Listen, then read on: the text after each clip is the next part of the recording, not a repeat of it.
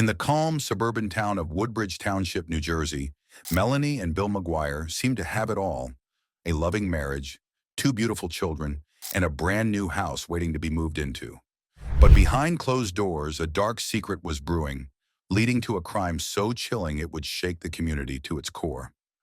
Join us as we delve into the shocking case of the suitcase killer, uncovering the deception, the breakthroughs, and the courtroom drama that turned a seemingly ordinary life into a nightmare. Don't forget to like, subscribe, and hit that notification bell so you never miss a video. Melanie Lynn McGuire was born Melanie Lynn Slate in 1972 in New Jersey. Raised in a middle-class family, Melanie's upbringing was stable and nurturing. Described as a Jersey girl, Melanie was considered a good daughter and friend. She excelled academically and had a keen interest in science and medicine from a young age. After high school, she pursued a nursing degree. It was in 1994, while Melanie attended nursing school, that she worked part-time as a waitress. It was at the restaurant where she worked that she would meet Bill McGuire, a chance meeting that would lead to an unimaginable end. Bill McGuire was born in the Bronx, New York, and joined the U.S. Navy after high school, where he served as an electronics technician. During his time in the Navy, Bill married his first wife, Marcy Polk. The couple would eventually relocate to the Atlantic City area around 1990. Melanie and Bill both worked as servers and had an instant mutual attraction to one another, despite Bill being married. Bill was known for his cleverness and humor, while Melanie had a caring personality that seemed to match his. Within a few months of meeting, Bill and his wife divorced, and he and Melanie made it official and got married in 1999. The couple settled in Woodbridge, New Jersey, where Bill worked at the New Jersey Institute of Technology as a computer specialist, and Melanie worked as a fertility nurse. They had two sons together and seemed to be building a happy family life. But behind closed doors, things were not what they seemed to be. Melanie later claimed that Bill's gambling problem and his demanding nature caused significant stress. She described instances of Bill directing his frustration towards her, especially when he didn't get what he wanted. Melanie recounted a specific incident when Bill threatened to kill her during an argument after being pulled over by the police. Despite this, she stayed in the marriage, even as she started having an affair with a colleague, Dr. Brad Miller. In 2004, despite their marital issues and her ongoing affair, Melanie and Bill put down a sizable deposit on a new home in New Jersey. Bill had wanted to move to Virginia Beach to be closer to friends, but Melanie was against it. The house they purchased had significant land and cost $500,000. The couple's move to a larger house was supposed to be a fresh start, but would instead become the scene for a horrifying crime that would shock the nation. On April 28, 2004, the couple's house closing took place. Bill was reportedly excited and happier than ever, while Melanie was in constant communication with her lover, Dr. Miller, who was urging her not to buy the home. That night, after a heated argument, Melanie claimed Bill packed some of his things and left, and had assumed he went to Atlantic City to gamble. In the days that followed, Melanie's behavior became increasingly erratic. She engaged in discussions about divorce with her attorney and obtained a restraining order against Bill, citing concerns about his gambling habits and threats he has made. In May, a series of unsettling discoveries unfolded along the shores of Virginia Beach. 3 matching suitcases, each more grisly than the last, were found washed up 250 miles south from the McGuire's home. On May 5, 2005, a fisherman in the Chesapeake Bay came across the first suitcase, which contained severed legs wrapped in 2 garbage bags. The second was discovered on May 11th and held the head and torso of a white male wrapped in a blanket. The head had 1 bullet wound, while the torso had 2 bullet wounds to the chest. The third suitcase, found on May 16th, contained a man's arms. Autopsies revealed the victim had been shot with a .38 caliber weapon before his body was dismembered and packed into the suitcases. Despite the clarity of the cause of death, identifying the victim proved challenging. Authorities ordered a composite sketch of the remains and broadcasted it across the region. It didn't take long for someone to recognize the composite sketch as being Bill McGuire. As investigators delved deeper into the unsettling case of Bill McGuire's murder, a clearer picture of Melanie McGuire's involvement began to emerge. The evidence found at various locations gradually painted a grim narrative that linked Melanie directly to the crime. They discovered that on April 26, 2004, Melanie bought a .38 caliber handgun in Easton, Pennsylvania, which matched the caliber used to kill Bill McGuire. The purchase receipt also included a $9.95 item, likely a box of wad cutter bullets used in the crime. On May 8, 2004, a tip led police to a private towing company employee who had towed Bill's car from the Flamingo Motel in Atlantic City. Security footage showed the car being moved on April 30, 2004, but the video was too blurry to identify the person.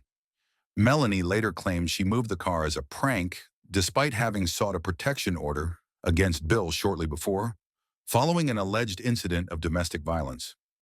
Investigators also discovered Melanie's ongoing affair with her coworker, Dr. Bradley Miller, and her EZ-Pass recorded her crossing a Delaware toll booth 2 days after the murder, which she attributed to furniture shopping to avoid sales tax.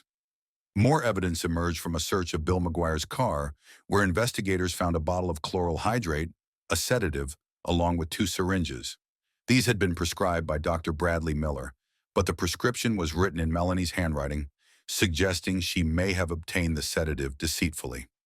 Although Dr. Bradley Miller confessed to the affair with Melanie, investigators cleared him of the murder, finding no evidence that would directly link him to the crime committed. The investigation also revealed Melanie's disturbing internet searches on the McGuire home computer, including searches on illegal guns, murder methods, and undetectable poisons, indicating that this crime was very likely premeditated. Garbage bags found at the McGuire home closely matched those used to dispose of Bill's dismembered body, linking Melanie to the disposal. On June 2, 2005, over a year after the brutal murder of her husband, Melanie, who had been free on bail, was going through the motions of daily life, dropping her children off at childcare and preschool. Little did she know, law enforcement had been keeping a watchful eye on her. As she left her older child's school, officers emerged from the bushes and took her into custody, where Melanie was swiftly booked into the Middlesex County Adult Correctional Center on charges of first-degree murder. With bail set at a staggering $750,000, she managed to post it and was released. Her legal team, including high-profile attorneys Joe Tacopina, Steve Turano, and Mark Ward, entered a plea of not guilty on her behalf. But Melanie's troubles didn't end there. On October 11, 2005, things took another turn for the worse when a grand jury slapped her with a 4-count indictment. Her bail was bumped up to a jaw-dropping $2.1 million, but she was once again freed on bail. On October 26, 2006, Melanie faced even more charges, this time for allegedly writing letters intended to mislead the police. She pleaded not guilty to these new accusations and was released after posting $10,000 bail. 3 years later, on March 5, 2007, Melanie McGuire's murder trial kicked off at the Middlesex County Courthouse in New Brunswick, New Jersey. Prosecutors painted a picture of Melanie's motive: a desperate bid to escape her old life and start anew with her lover. Melanie, however, stuck to her story of innocence, arguing that her husband had become increasingly unpredictable and was plagued by a gambling addiction. The trial reached its end on April 23, 2007, when the jury found Melanie guilty of first-degree murder. They also convicted her of perjury, desecration of human remains, and possession of a weapon for an unlawful purpose. Melanie was acquitted of charges related to hindering her own apprehension, tampering with evidence, and possession of Xanax without a prescription.